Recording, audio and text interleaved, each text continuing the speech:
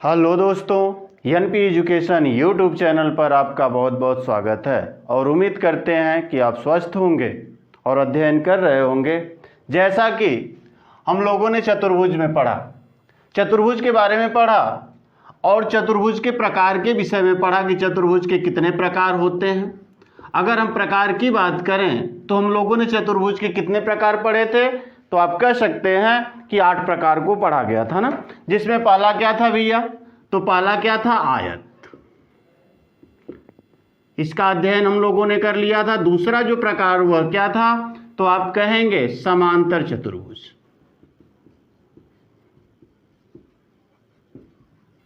तीसरा जो प्रकार था वह कौन सा था, तो आप कहेंगे वर्ग। और चौथा जो था वह क्या था, तो आप कहेंगे समचतुर्भुज। पांचवा जो था वह क्या है, तो आप कहेंगे समलंब चतुर्भुज। छठा जो नंबर था वह क्या था, तो आप कहेंगे चक्रीय चतुर्भुज। सातवां जो नंबर था वह था उत्तल चतुर्भुज। और जो 8वां नंबर था वह क्या था भैया, तो वह था अवतल चतुर्भुज ना।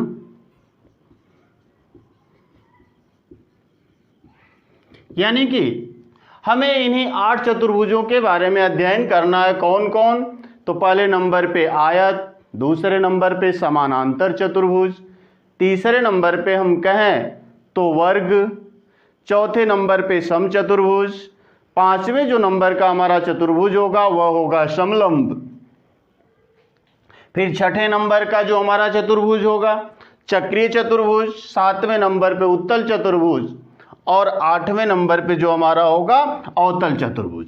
हालांकि मुख्य रूप से हम यही 6 का अध्ययन करेंगे तो हम यह समझ जाएंगे। यहीं से ज़्यादा क्वेश्चन आता है, यहाँ से क्वेश्चन तो बहुत ज़्यादा नहीं आता, लेकिन यह 6 बहुत महत्वपूर्ण है। जिसमें से हम कहें यह शुरुआती 4 बहुत ही महत्वपूर्ण है और यहाँ से समलंब से भी कई बार क्वेश्चन पूछ लिए जाते हैं। तो आइए हम लोग बारी बारी से अध्ययन करते हैं, क्योंकि इससे पहले वाले पार्ट में यानी जो आपने पहला पार्ट पढ़ा उसमें आयत और समानांतर चतुर्भुज का अध्ययन कर लिया है।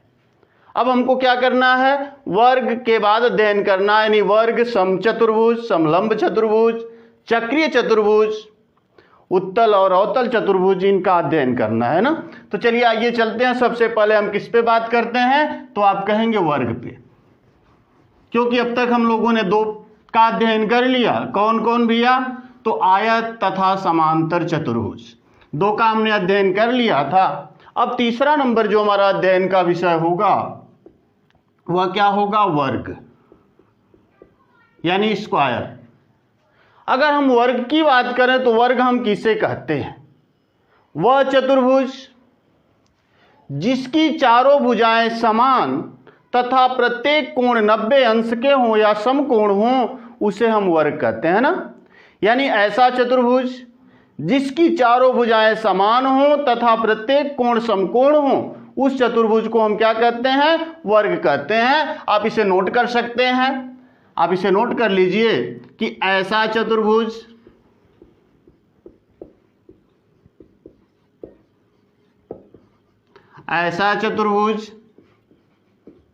जिसकी चारों भुजाएं समान तथा प्रत्येक कोण समकोण हो उसे हम वर्ग कहते हैं।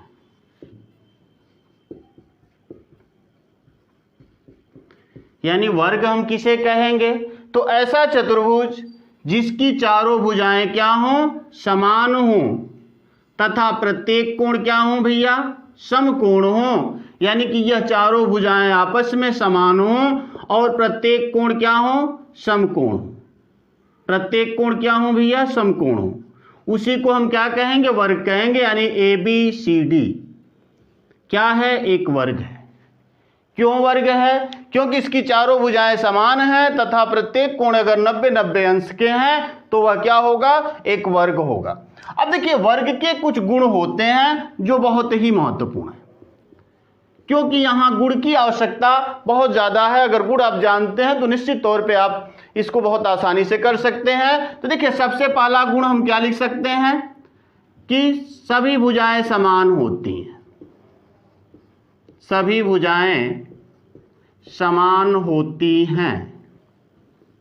यानी कि आप कह सकते हैं कि जो ए बी भुजा है, देखिए ए बी भुजा बी सी भुजा के बराबर होगी, बराबर यह होगी सी डी भुजा के, बराबर क्या होगी भैया? डी ए भुजा के ना। यह सभी भुजाएं क्या होंगी? समान होंगी। यानी कि हम कह सकते हैं वर्ग की सभी भुजाएं समान होती हैं। देखिए अगले गुण की हम बात करें तो प्रत्येक कोण क्या होते हैं? समकोण होते हैं। यानी कि आप लिख सकते हैं प्रत्येक कोण समकोण होते हैं। यानी कि हम लिख सकते हैं कि कोण ए बराबर कोण बी बराबर कोण सी बराबर कोण डी बराबर कितना भैया? 90 अंश। सही, प्रत्येक कोण समकोण होते हैं। अगले नंबर की हम बात करें तो देखिए सभी भुजाएं समान तथा सभी कोण समकोण होते हैं। अब अगले नंबर की बात करिए तीसरा। देखिए अब यहां जो इसके विकर्ण होते हैं, अगर हम विकर्ण की बात करें तो विकर्ण क्या होते हैं भैया? बराबर होते हैं। सही है, लिख सकते हैं विकर्ण बराबर होते हैं। यानी कि आप कह सकते हैं कि विकर्ण बराबर होते हैं। तो कौन? ए सी विकर्ण है और बी डी विकर्ण है, तो जो ए सी विकर्ण है वह बराबर किसके होगा? बी डी के होगा। सही। अगला पॉइंट देखिए विकर्ण बराबर होते हैं, लेकिन जो सबसे महत्वपूर्ण है कि जो विकर्ण होते हैं, विकर्ण एक दूसरे को लंब समद्विभाजित करते हैं।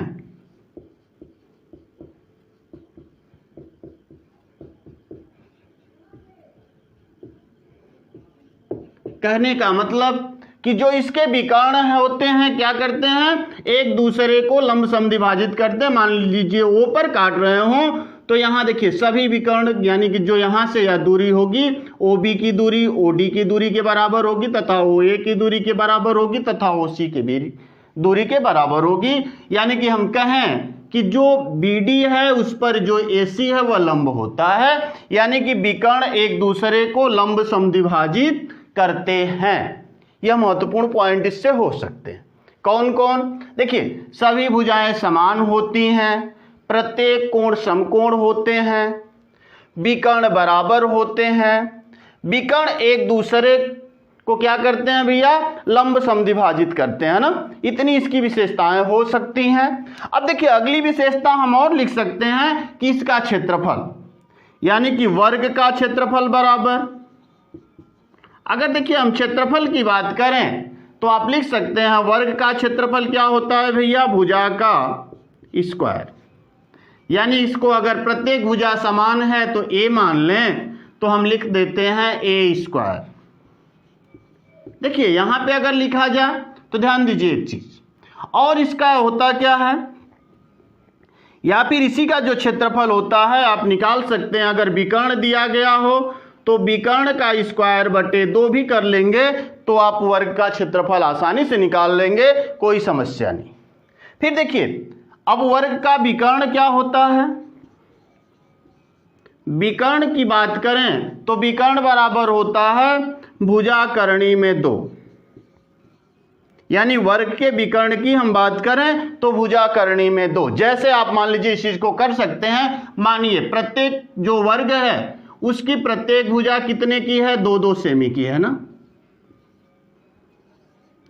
प्रत्येक भुजा कितने की है भैया? 2-2 सेमी की है। तो देखिए आप अगर इसका क्षेत्रफल निकालने की बात करेंगे तो कहेंगे भुजा का स्क्वायर, यानी 2 का स्क्वायर बराबर कितना हो जाएगा? 4 वर्ग सेमी। ठीक है, अब इसका अगर हम विकर्ण निकालना चाहें तो ध्यान दीजिए, यह कोण तो 90 अंश है, तो पाइथागोरस प्रमेय कहती है कि कर्ण या तो कर्ण हो जाएगा, इसमें एक आधार होगा एक लंब होगा ना। अब देखिए कहने का मतलब क्या कि इन दोनों का स्क्वायर का योगफल इसके स्क्वायर के बराबर होगा ना, यानी कि आप लिख सकते हैं BD का स्क्वायर बराबर किसका, AD का स्क्वायर धन किसका भैया, AB का स्क्वायर। लगा लीजिए, देखिए BD का मान चूंकि, या फिर हम लिख सकते हैं BD बराबर करनी में AD का स्क्वायर धन AB का स्क्वायर लिख सकते हैं, कोई समस्या नहीं। अब ध्यान दीजिए, अब अगर विकर्ण का हम मान निकालें तो आप लिख सकते हैं AD का मान कितना भैया, तो आप कहेंगे 2, यानी करनी में 2 का स्क्वायर प्लस फिर कितना हो जाएगा, यहाँ करनी में देखिए इसका भी मान 2 है तो करनी में 2 का स्क्वायर, यह भी ठीक है, अर्थात मान कितना आ गया भैया, तो आप कहेंगे करनी में 4 हो जाएगा, या 4 हो जाएगा और प्लस 4, यानी करनी में कितना हो गया, तो 8 हो जाएगा ना, ठीक है, यह करनी में 8 हो गया। अब ध्यान दीजिए, अब जो क्षेत्रफल हम निकाल रहे थे एक कि क्षेत्रफल जो होगा विकर्ण का स्क्वायर बटे 2, तो विकर्ण का मान कितना आया, करनी में 4 8 आया, तो आप लिख सकते हैं करनी में 8 का स्क्वायर बटे 2। तो देखिए करनी में 8 का स्क्वायर करिएगा तो करनी कट जाएगी, अर्थात 8 बटे 2 बराबर कितना, 4 वर्ग सेमी। अर्थात हम कह सकते हैं कि वर्ग का क्षेत्रफल बराबर भुजा का स्क्वायर यानी A स्क्वायर, या फिर आप कर सकते हैं विकर्ण का स्क्वायर बटे 2, क्योंकि कभी कभी विकर्ण ही दे देता है कि एक वर्ग है और उसका विकर्ण इतना है तो उसका क्षेत्रफल बताइए, तो आप आसानी से कर सकते हैं, सही है। तो देखिए विकर्ण बराबर भुजा करनी में 2 होता है, कोई समस्या नहीं, आप इस आधार पे भी लगा सकते हैं। तो देखिए यह था हमारा क्या चीज, वर्ग, यानी हम वर्ग कहेंगे किसे, तो ऐसा चतुर्भुज जिसकी चारों भुजाएं क्या हो, बराबर हो तथा प्रत्येक कोण समकोण हो, उस चतुर्भुज को हम वर्ग कहते हैं, ठीक है। अब देखिए वर्ग के बाद जो हमारा अगला नंबर आता है, आप इसको अगर नोट कर रहे हैं तो नोट कर लीजिए या स्क्रीनशॉट ले लीजिए। आगे चलते हैं, हम लोग पढ़ेंगे अब समचतुर्भुज को ना। चलिए इसे मिटाते हैं। जो हमारा चौथा नंबर है वह समचतुर्भुज है और यहां तक तो काफी महत्वपूर्ण है। चलिए अगला नंबर हम पढ़ेंगे कौन सा भैया, तो समचतुर्भुज को। अब समझने का प्रयत्न करते हैं कि समचतुर्भुज हम किसे कहते हैं। देखिए नाम है समचतुर्भुज, यानी जो हमारा चौथा नंबर होगा वह होगा समचतुर्भुज।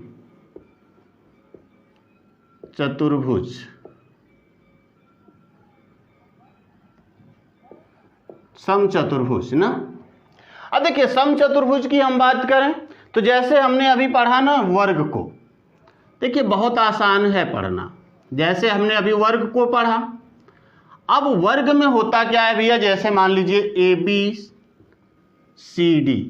क्या है, एक वर्ग है। अब इसी से हम आयत में क्या नाम है, समचतुर्भुज भी से बना सकते होता है। जैसे आप B और D को पकड़ के थोड़ा सा खींच दीजिए तो इसका रूप कौन सा बन जाएगा, अब ऐसे रूप हो जाएगा ना। अब देखिए यही ऐसे बन गया थोड़ा सा, अब यह क्या बन गया भैया, तो यह बन गया समचतुर्भुज ABC और D। यह क्या हो गया, समचतुर्भुज। यानी कि समचतुर्भुज में क्या हुआ, केवल B और D को खींचा गया ना। जैसे होता है ना, आप खेले होंगे गांव में जिसका नाम था चिकई, और एक जैसे गोला होता था और उसमें 2 पार्टियां होती थी, पार्टी मान लीजिए A और B होती थी, जिसमें जो गोला में होता था या B वाले क्या करते थे, उसको बाहर निकालते थे। तो कभी कभी एक का पैर और एक टांग पकड़ ले, एक पैर और एक हाथ पकड़ लेते थे और खींच देते थे। होता था थोड़ा सा ऐसे खींचते थे तो ऐसे कहानी बन जाती थी ना। सेम वैसे ही है, देखिए ऐसे यहाँ से एक पार्टी वाला एक पैर पकड़ लिया, दूसरे पार्टी वाला उसके विपरीत वाला हाथ पकड़ लिया, तो वैसे ही कहानी यहाँ भी होती है। देखिए इसको अगर पकड़ के खींच दें तो यही जो वर्ग है वह समचतुर्भुज बन जाता है। तो जायज सी बात है कि जब वर्ग समचतुर्भुज बन गया तो कन्फर्म है कि इसके गुण तो कुछ न कुछ मिलते होंगे। अब देखिए, अगर हम समचतुर्भुज के बारे में बात करें तो समचतुर्भुज हम कहते किसे हैं, चलिए थोड़ी सी बात कर लेते हैं समचतुर्भुज।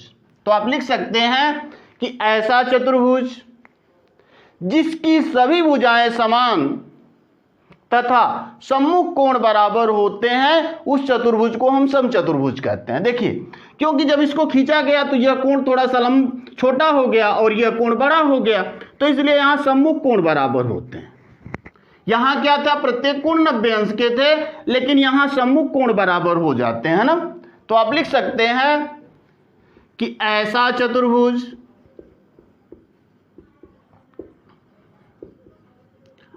चतुर्भुज जिसकी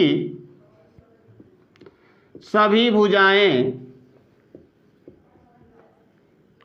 समान तथा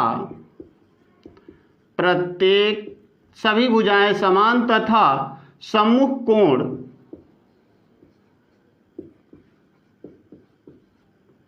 बराबर हों, उससे हम समचतुर्भुज कहते हैं।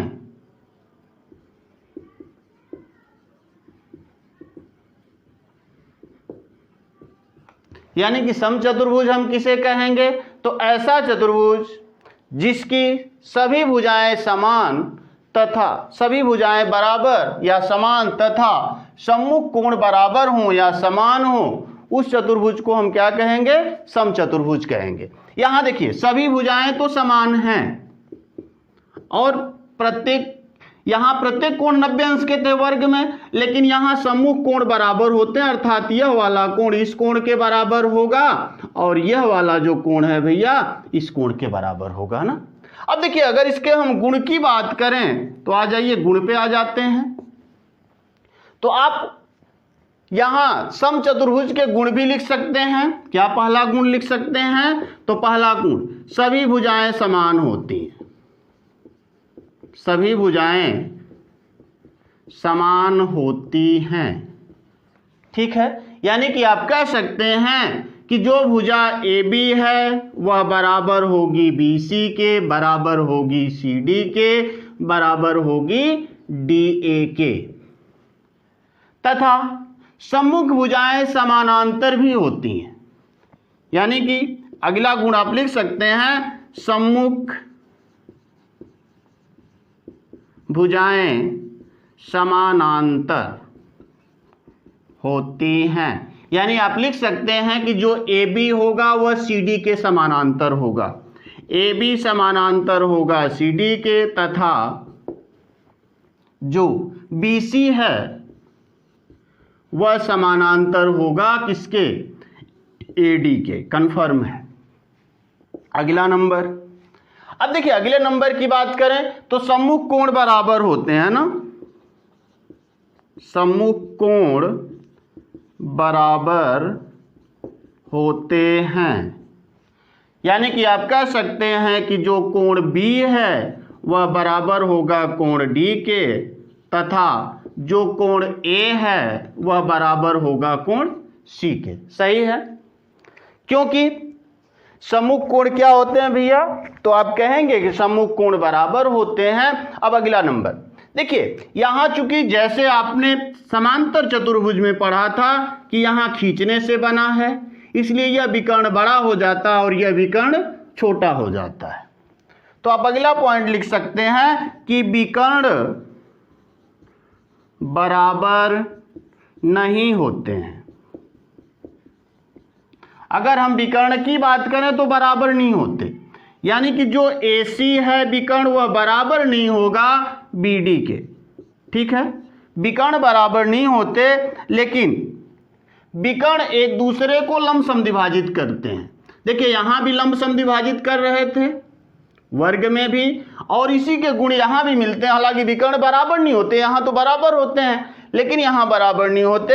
लेकिन आप लिख सकते हैं कि जो विकर्ण होते हैं, विकर्ण एक दूसरे को लंब समद्विभाजित करते हैं। विकर्ण क्या करते हैं भैया, एक दूसरे को लंब समद्विभाजित करते हैं ना। जैसे समझिए, जो AC विकर्ण है वह BD पर लंब होगा, और यहां पे ध्यान दीजिए, यह यहां से इसकी दूरी यानी इसको O मान ले तो OB की जो दूरी होगी वह OD के बराबर होगी ना, ठीक। और जो OA के बीच की दूरी होगी वह OC के बीच की दूरी के बराबर होगी। देखिए यहां पे 2 दिखाया गया है, 2 एरो बनाया गया, यहां 1 बनाया गया ना।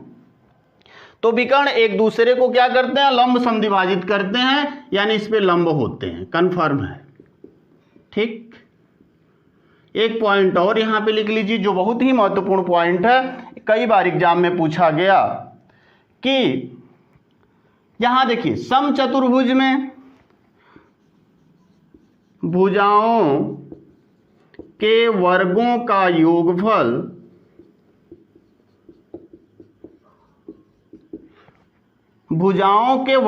योगफल बराबर किसके होता है भैया, तो आप कह सकते हैं जो विकर्णों के वर्गों के योगफल के, यानी कि भुजाओं के वर्गों का योगफल। देखिए प्रत्येक भुजा बराबर है तो आप लिख सकते हैं कि 4AB का स्क्वायर बराबर क्या हो जाएगा, AC स्क्वायर धन BD स्क्वायर। और यह एग्जाम में पूछा गया है, भुजाओं के वर्गों का योगफल विकर्णों के वर्गों के योगफल के बराबर होता है, यह इसकी विशेषता। और एक पॉइंट आप और नोट कर सकते हैं, यहां इसका क्षेत्रफल क्या होता है। तो देखिए क्षेत्रफल की हम बात करें कि वर्ग किसका क्षेत्रफल भैया, समचतुर्भुज का क्षेत्रफल, समचतुर्भुज का क्षेत्रफल। समचतुर्भुज का क्षेत्रफल क्या होता है, तो आप कह सकते हैं विकर्णों का गुणनफल बटे 2, ठीक। विकर्णों का गुणनफल बटे 2, विकर्णों का गुणनफल बटे 2, यही इसका क्षेत्रफल होता है। समचतुर्भुज का क्षेत्रफल अगर निकालेंगे तो आपको क्या करना होगा, विकर्णों का गुणनफल बटे 2 करना होगा ना। तो अब तक हम लोगों ने 4 चतुर्भुज को पढ़ लिया। कौन कौन, एक पढ़ा आयत, दूसरा पढ़ा समानांतर चतुर्भुज, तीसरा पढ़ा वर्ग और चौथा पढ़ा समचतुर्भुज। यानी हम लोगों ने 4 चतुर्भुज के विषय में अध्ययन कर लिया। अब देखिए थोड़ी सी हम बात करें तो आ जाइए अगले पॉइंट की तरफ चलते हैं। अगर नोट कर रहे हो तो इसे नोट कर लीजिए, इसे मिटाते हैं, ठीक। देखिए यहां से बड़ा अच्छा पॉइंट मिलता है। अब देखिए चारों चतुर्भुज को एक बार थोड़ा सा यहां से रिकॉल कर लेते हैं, क्योंकि बहुत ही महत्वपूर्ण है यह चतुर्भुज। एकदम वीडियो में आप बने रहिए, क्योंकि निश्चित तौर पे अगर इतना आप जानते हैं तो परीक्षाओं में अगर चतुर्भुज से क्वेश्चन आते हैं तो हम उम्मीद रखते हैं कि आप कभी समस्या में नहीं आएंगे। इन क्वेश्चनों का उत्तर बड़ी आसानी से आप दे लेंगे। देखिए अब तक हमने कितने चतुर्भुज पढ़े, तो आप कहेंगे कि अब तक हमने 4 चतुर्भुज पढ़ लिए। चलिए दोनों चतुर्भुज को देखते हैं। देखिए एक पढ़ा था हमने आयत,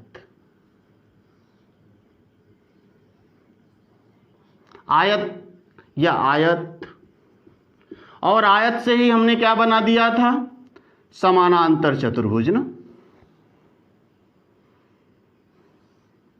चलिए यह मान लीजिए AB, C और D। यहां देखिए AB, C और D, यह क्या है भैया, समांतर चतुर्भुज।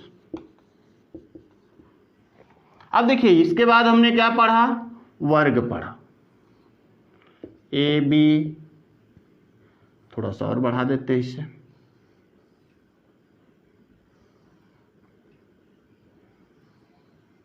ठीक। CD, यह क्या है भैया, वर्ग है।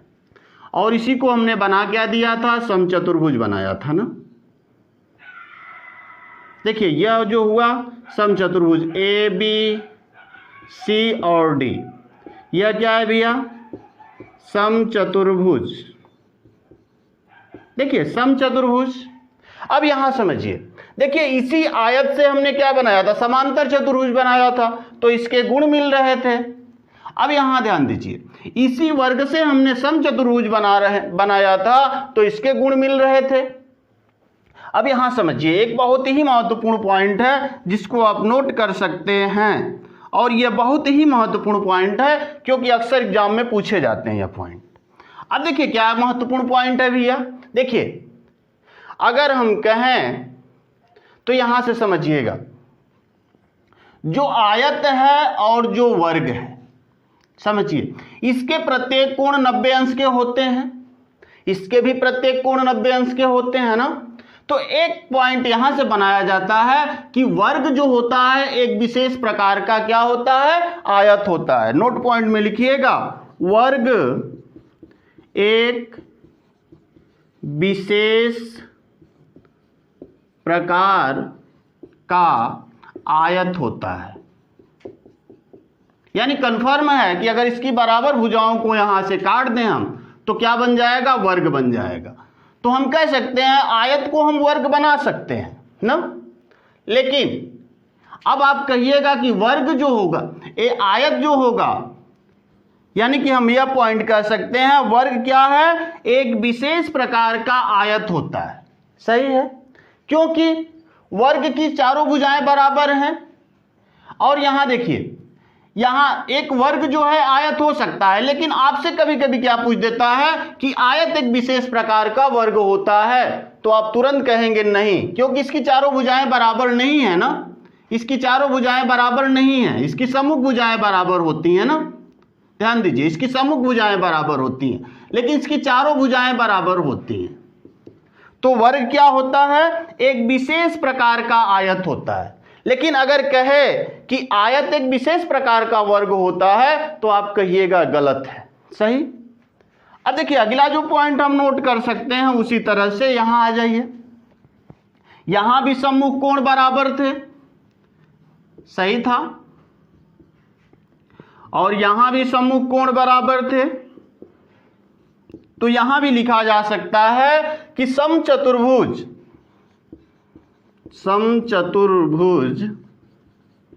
एक विशेष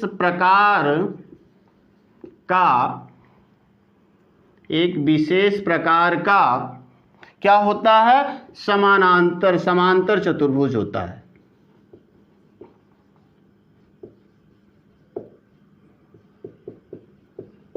यानी कि दो पॉइंट यह बहुत ही महत्वपूर्ण है, एक वर्ग एक विशेष प्रकार का आयत होता है, लेकिन यही घुमा के पूछ देता है कि नहीं आयत एक विशेष प्रकार का वर्ग होता है, तो भैया आयत विशेष प्रकार का वर्ग नहीं है।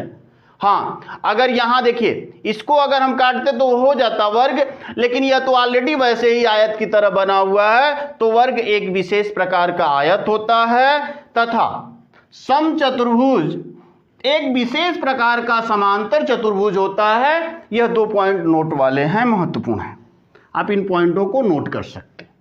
अब देखिए आगे हम पढ़ेंगे, चलिए मिटा देते हैं इसे ना, आप नोट कर लेंगे इसे।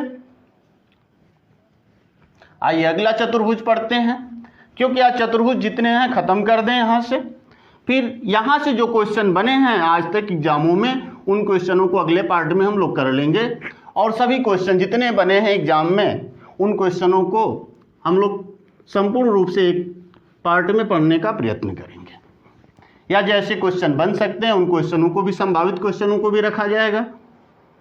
तो आ जाइए अब पढ़ते हैं। अभी अगला नंबर क्या था चतुर्भुज में, तो आप कहेंगे अब 5वें नंबर पे पढ़ना है समलंब। कौन सा, समलंब चतुर्भुज। देखिए समलंब चतुर्भुज में बहुत कुछ नहीं है। अब इसमें क्या पढ़ना है, तो आप कह सकते हैं कि ऐसा चतुर्भुज जिसका एक युग्म समानांतर होता है, उस चतुर्भुज को हम समलंब चतुर्भुज कहते हैं ना। तो आप लिख लीजिएगा, ऐसा चतुर्भुज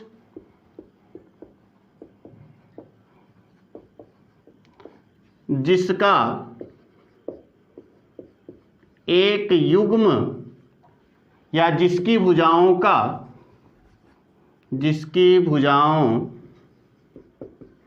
का एक युग्म समांतर हो उसे हम समलंब कहते हैं। समलंब कहते हैं। यानी समलंब क्या होगा? तो ऐसा चतुर्भुज जिसका एक युग्म क्या हो भैया? समांतर हो। ठीक है, वही समलंब होगा। मान लीजिए ए बी सी और डी। अब देखिए इसकी जो ए बी है, ए बी भुजा क्या है? समानांतर है सी डी भुजा के, तो यह समलंब होगा ना। अब देखिए समलंब में बहुत कुछ नहीं पढ़ना, बस इसका एक चीज पढ़ लेना है, क्षेत्रफल, क्योंकि अक्सर क्षेत्रफल ही पूछता है इसका, और या फिर पूछ देता है इनके भुजाओं के मध्य बिंदु को मिलाने वाली भुजा की लंबाई कितनी है, क्वेश्चन में करवा लेंगे, क्योंकि 69,000 शिक्षक भर्ती में पूछा गया था यहां से। चलिए देखिए अब इसका जो हमसे क्षेत्रफल पूछता है, क्षेत्रफल हम निकालेंगे तो आप लिख सकते हैं 1/2 समानांतर भुजाओं का योगफल, मतलब 1/2 समांतर भुजाओं का योगफल गुणे उनके बीच की दूरी।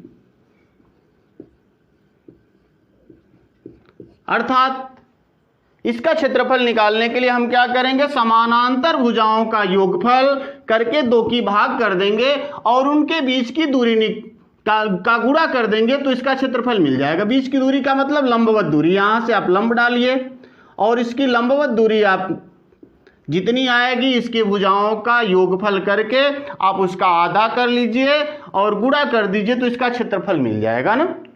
तो यानी कह सकते हैं कि समलंब क्या था? तो ऐसा चतुर्भुज जिनकी भुजाओं का एक युग्म समांतर होता है, उस चतुर्भुज को हम समानांतर चतुर्भुज कहते हैं, अरे समलंब चतुर्भुज कहते हैं, सॉरी।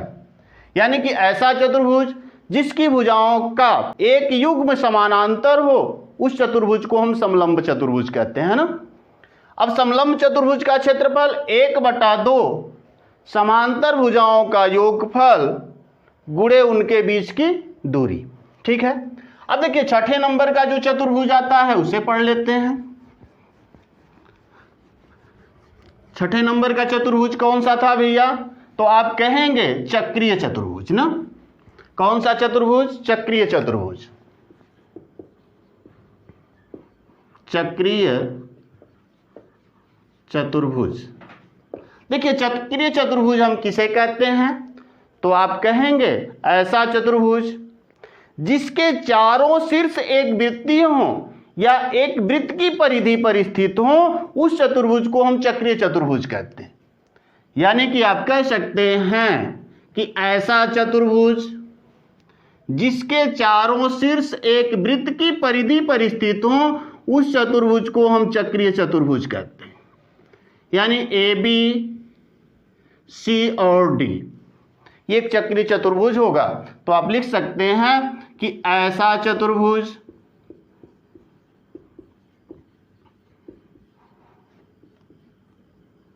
जिसके चारों शीर्ष एक वृत्तीय या वृत्त की परिधि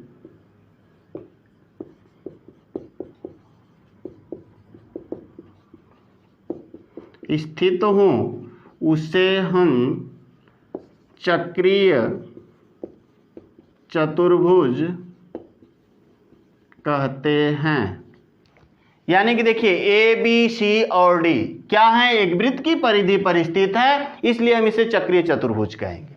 और इसका मात्र एक ही गुण है जो बहुत महत्वपूर्ण है। अब इसका गुण क्या कहता है कि भैया कि सम्मुख कोण संपूरक होते हैं। सम्मुख कोण संपूरक होते हैं। यानी चक्रीय चतुर्भुज का एक ही गुण है कि सम्मुख कोण संपूरक होते हैं। यानी कोण ए धन कोण सी बराबर कितना? 180 अंश, और इसी तरह से कोण बी धन कोण डी बराबर कितना? 180 अंश। यह चक्रीय चतुर्भुज का गुण पाया जाता है कि चक्रीय चतुर्भुज के जो सम्मुख कोण होते हैं उनका योगफल 180 अंश के बराबर होता है। यह भी कन्फर्म है। ठीक है, तो आपने चक्रीय चतुर्भुज को पढ़ लिया। अब दो चतुर्भुज हमारे बचते हैं जिनका नाम है उत्तल चतुर्भुज और अवतल चतुर्भुज। बस इसके बारे में थोड़ा सा जान लेना है, बहुत ज़्यादा उसमें है कुछ नहीं।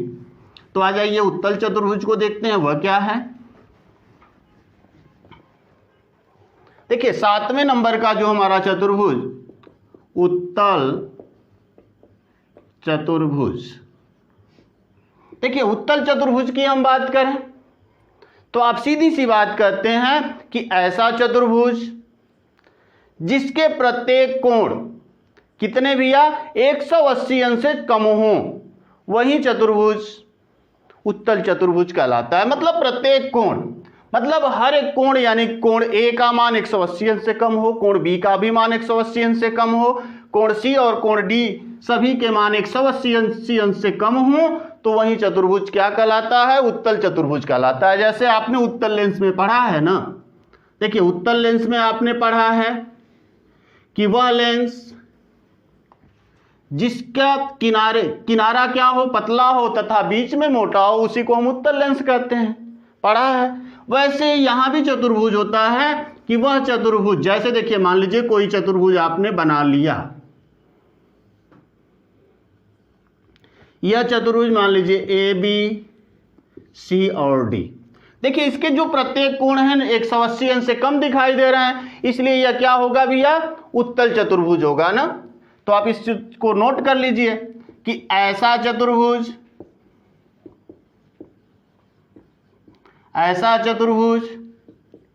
जिसका प्रत्येक कोण क्या हो, 180 अंश से छोटा हो, उसे हम उत्तल चतुर्भुज कहते हैं। यानी कि ऐसा चतुर्भुज जिसका प्रत्येक कोण 180 अंश से क्या हो, कम हो या छोटा हो, उस चतुर्भुज को हम क्या कहेंगे, उत्तल चतुर्भुज कहेंगे ना। तो आप कर सकते हैं। देखिए यहां आप देखेंगे चाहे कोण ए हो, चाहे कोण बी हो, चाहे कोण सी हो, चाहे कोण डी हो, किसी का मान 180 अंश या उससे अधिक नहीं लग रहा है, तो नहीं है। इसीलिए यह चतुर्भुज जो होगा उत्तल चतुर्भुज होगा। यानी कि अब तक हम जितने चतुर्भुज पढ़े सभी को हम उत्तल चतुर्भुज के अंतर्गत रख सकते हैं ना। अब एक चतुर्भुज और रह जाता है जिसका नाम क्या है भैया, उसका नाम है अवतल चतुर्भुज। चलिए जो लास्ट नंबर का हमारा चतुर्भुज है उसका नाम है अवतल चतुर्भुज, यानी 8वां जो चतुर्भुज होगा अवतल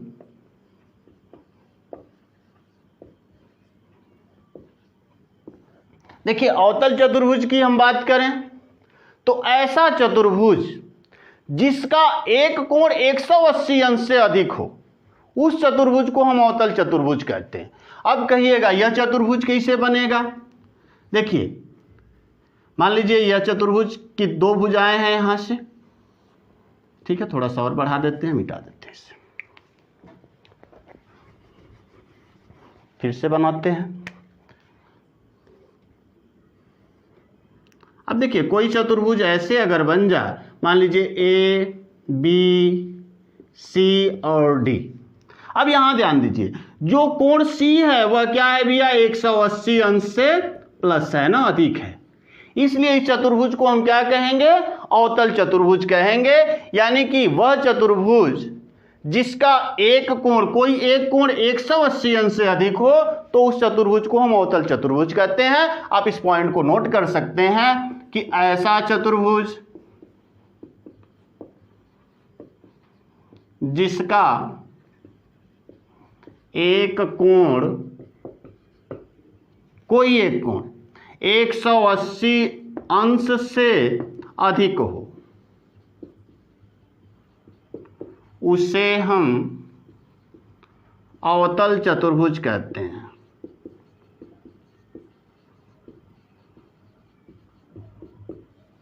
यानी कि वह चतुर्भुज जिसका कोई एक कोण 180 अंश से अधिक हो उस चतुर्भुज को हम अवतल चतुर्भुज कहते हैं। तो देखिए चतुर्भुज के इस पार्ट में हम लोगों ने चतुर्भुज के विभिन्न प्रकार होते हैं उनका अध्ययन किया ना।